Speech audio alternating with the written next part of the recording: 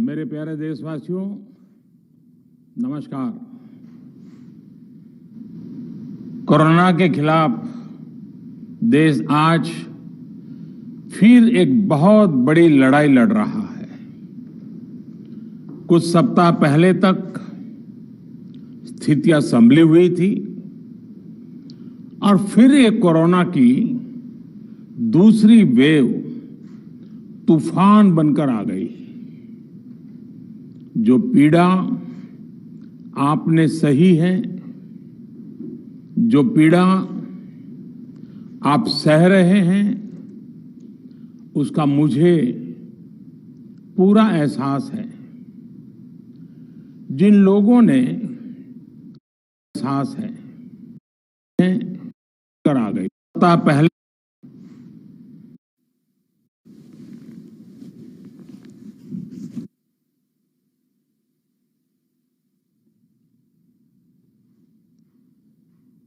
मेरे प्यारे देशवासियों, नमस्कार।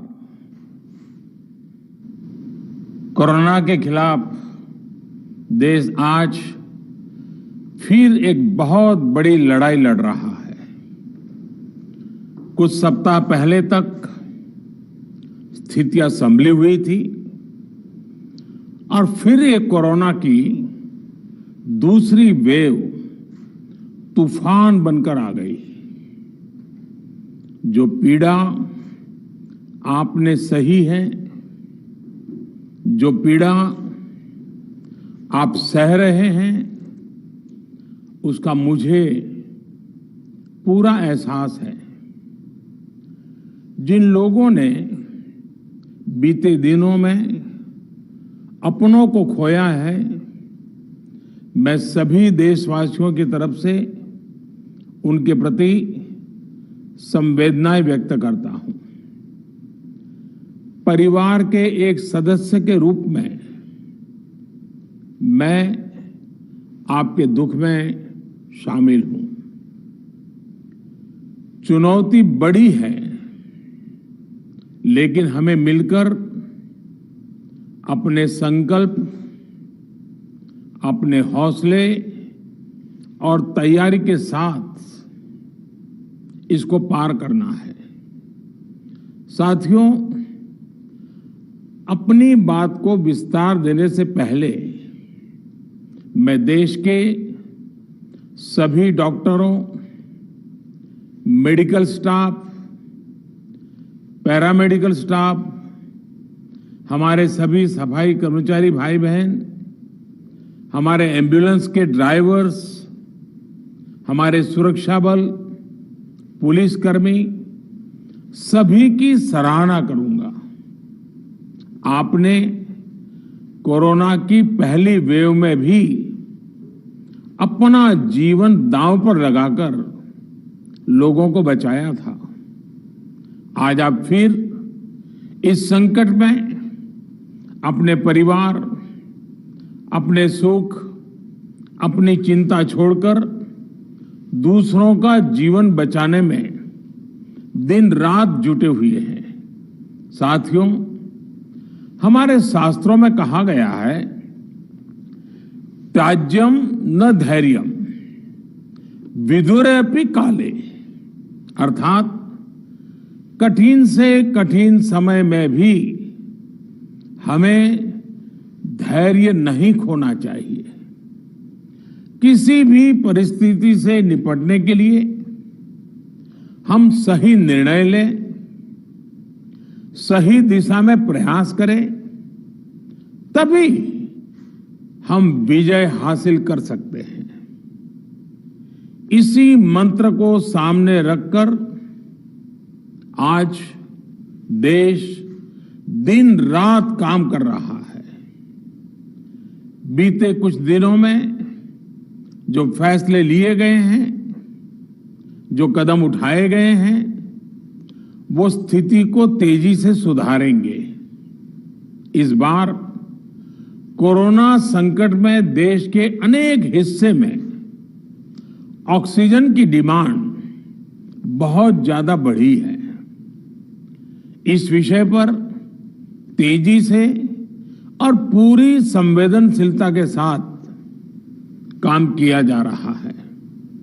केंद्र सरकार, राज्य सरकारें, प्राइवेट सेक्टर, सभी की पूरी कोशिश है कि हर जरूरतमंद को ऑक्सीजन मिले। ऑक्सीजन प्रोडक्शन और सप्लाई को बढ़ाने के लिए भी कई स्तरों पर उपाय किए जा रहे हैं। राज्यों में नए ऑक्सीजन प्लांट्स हो, 1 लाख नए सिलेंडर पहुंचाने हो, औद्योगिक इकाइयों में इस्तेमाल हो रही ऑक्सीजन का मेडिकल इस्तेमाल हो, ऑक्सीजन रेल हो, हर प्रयास किया जा रहा है। साथियों, इस बार जैसे ही कोरोना के केस बढ़े, देश के फार्मा सेक्टर ने दवाइयों का उत्पादन और बढ़ा दिया है। आज जनवरी-फरवरी की तुलना में देश में कई गुना ज्यादा दवाइयों का प्रोडक्शन हो रहा है। इसे अभी और तेज किया जा रहा है। कल भी मेरे देश की फार्मा इंडस्ट्री के बड़े जो प्रमुख लोग हैं, उसके जो एक्सपर्ट लोग हैं, उनसे बहुत लंबी चर्चा हुई है। प्रोडक्शन बढ़ाने के लिए हर तरीके से दवाई कंपनियां की मदद ली जा रही है। हम सौभाग्यशाली हैं कि हमारे देश के पास इतना बड़ा मजबूत फार्मा सेक्टर है जो बहुत अच्छी और तेजी से दवाइयां बनाता है। इसके साथ ही अस्पतालों में बेड की संख्या को बढ़ाने का भी काम तेजी से चल रहा है। कुछ शहरों में ज्यादा डिमांड को देखते हुए विशेष और विशाल कोविड हॉस्पिटल बनाए जा रहे हैं। साथियों, पिछले वर्ष जब देश ने कोरोना के कुछ ही मरीज सामने आए थे, उसी समय भारत में कोरोना वायरस के खिलाफ प्रभावी वैक्सीन के लिए काम शुरू कर दिया था। हमारे वैज्ञानिकों ने दिन रात एक करके बहुत कम समय में देशवासियों के लिए वैक्सीन विकसित की है। आज दुनिया की सबसे सस्ती वैक्सीन भारत में है। भारत की कोल्ड चेन व्यवस्था के अनुकूल वैक्सीन हमारे पास है। इस प्रयास में हमारे प्राइवेट सेक्टर ने इनोवेशन और एंटरप्राइज की भावना का बेहतरीन प्रदर्शन किया है। वैक्सीन्स की अप्रूवल्स और रेगुलेटरी प्रोसेसेस को फास्ट ट्रैक पर रखने के साथ ही सभी साइंटिफिक और रेगुलेटरी मदद को बढ़ाया गया है। यह एक टीम एफर्ट है जिसके कारण हमारा Bharat 2 made in India vaccine के साथ दुनिया का सबसे बड़ा टीकाकरण अभियान शुरू कर पाया। टीकाकरण के पहले चरण से ही गति के साथ ही इस बात पर जोर दिया गया कि ज्यादा से ज्यादा क्षेत्रों तक, जरूरतमंद लोगों तक वैक्सीन पहुंचे। दुनिया में सबसे तेजी से भारत में पहले 10 करोड़, फिर 11 करोड़ और अब 12 करोड़ वैक्सीन डोज दिए गए हैं। आज कोरोना से इस लड़ाई में हमें हौसला मिलता है कि हमारे health care workers, frontline corona warriors और सीनियर सिटीजन्स के एक बड़े हिस्से को वैक्सीन का लाभ मिल चुका है। साथियों, कल ही वैक्सीन को लेकर हुए एक और अहम फैसला भी हमने किया है।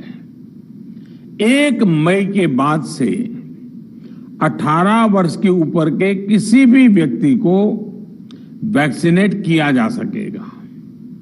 अब भारत में जो वैक्सीन बनेगी उसका आधा हिस्सा सीधे राज्यों और अस्पतालों को भी मिलेगा। इस बीच गरीबों, बुजुर्गों, निम्न मध्यम वर्ग के लोग 45 वर्ष की आयु के ऊपर के व्यक्तियों के लिए केंद्र सरकार का जो वैक्सीन कार्यक्रम चल रहा है वो भी उतनी ही तेजी से जारी रहेगा। पहले की तरह ही सरकारी अस्पतालों में मुफ्त वैक्सीन मिलती रहेगी, जिसका फायदा, जैसा मैंने कहा, हमारे गरीब परिवार हो, हमारे मध्यम वर्ग, निम्न मध्यम वर्ग के परिवार हो, वो उनका लाभ उठा सकेंगे। साथियों, हम सभी का प्रयास जीवन बचाने के लिए है, और जीवन बचाने के लिए तो है ही, प्रयास से भी ये है कि आर्थिक गतिविधियां और आजीविका कम से कम प्रभावित हो। प्रयास का तरीका यही रखा जाए। वैक्सीनेशन को 18 वर्ष की आयु के ऊपर के लोगों के लिए ओपन करने से शहरों में जो हमारे वर्कफोर्स है उसे तेजी से वैक्सीन उपलब्ध होगी।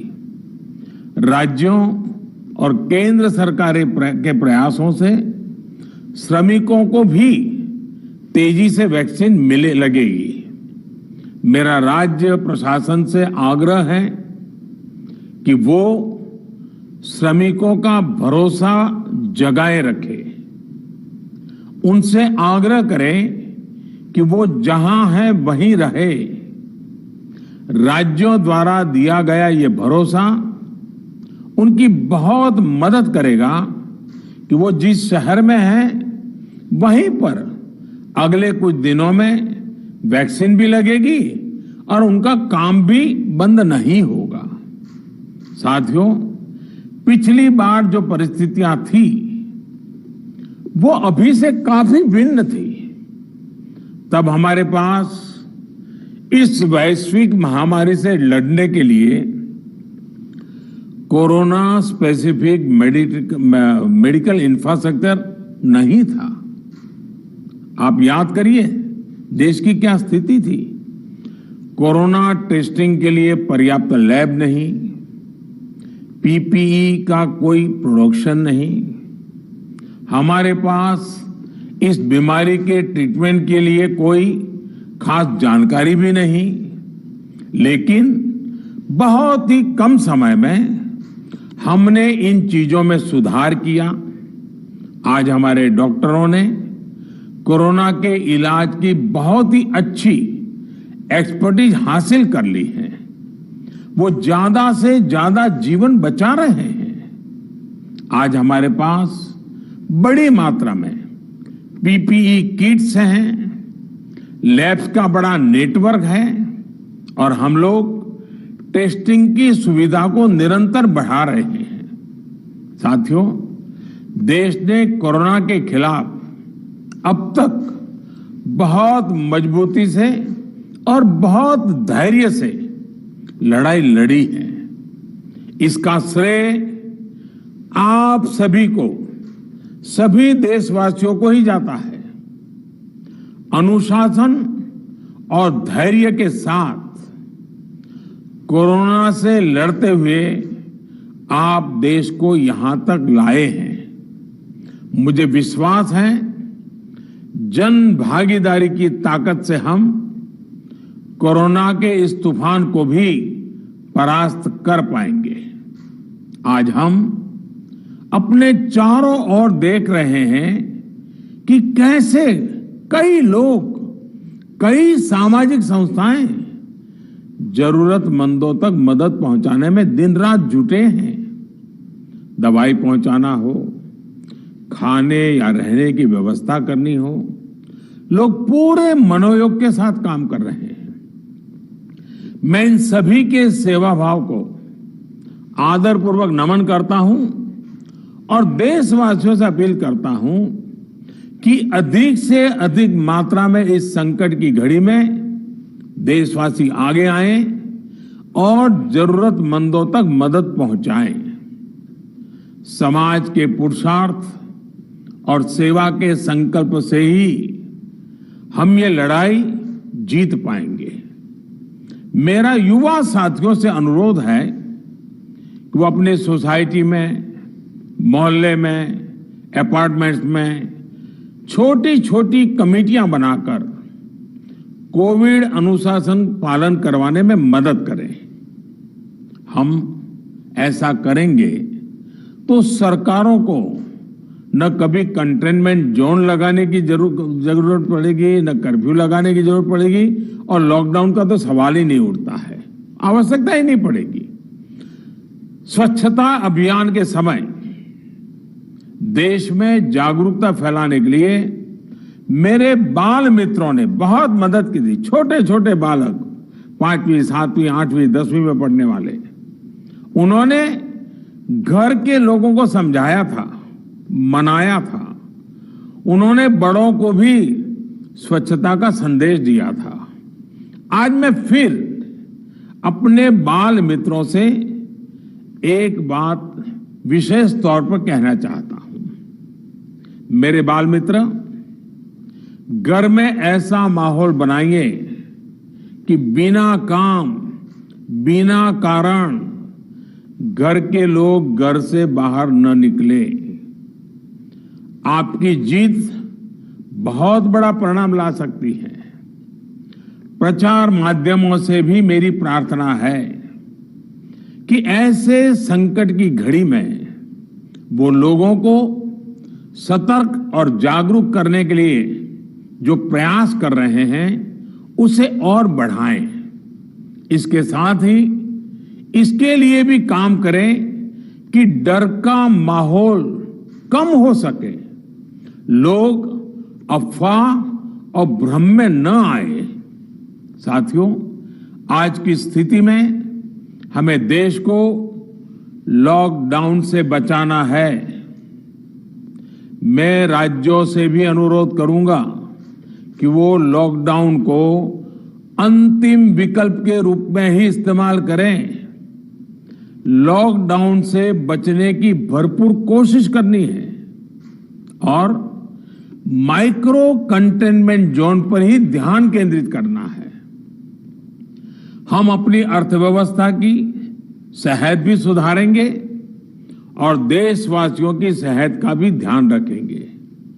साथियों, आज नवरात्रि का आखिरी दिन है।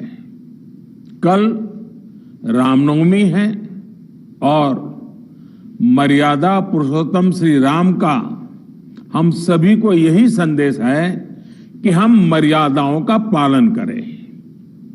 कोरोना के इस संकट काल में कोरोना के बचने के जो भी उपाय है, कृपया करके उनका पालन 100% करिए। दवाई भी, कड़ाई भी, इस मंत्र को कभी भी भूलना नहीं है। यह मंत्र जरूरी है, वैक्सीन के बाद भी जरूरी है। रमजान के पवित्र महीने का भी आज 7वां दिन है। रमजान हमें धैर्य, आत्मसंयम और अनुशासन की सीख देता है। कोरोना के खिलाफ जंग जीतने के लिए अनुशासन भी, उसकी भी उतनी ही जरूरत है। जब जरूरी हो तभी बाहर निकले। कोविड अनुशासन का पूरा पालन करें। मेरा आप सभी से यही आग्रह है। मैं आपको फिर ये भरोसा देता हूं, आपके इस साहस, धैर्य और अनुशासन के साथ जुड़कर आज जो परिस्थितियां हैं उन्हें बदलने में देश कोई कोर कसर नहीं छोड़ेगा। आप सभी स्वस्थ रहें, आपका परिवार स्वस्थ रहे, इसी कामना के साथ मैं अपनी बात समाप्त करता हूं। आपका बहुत बहुत धन्यवाद।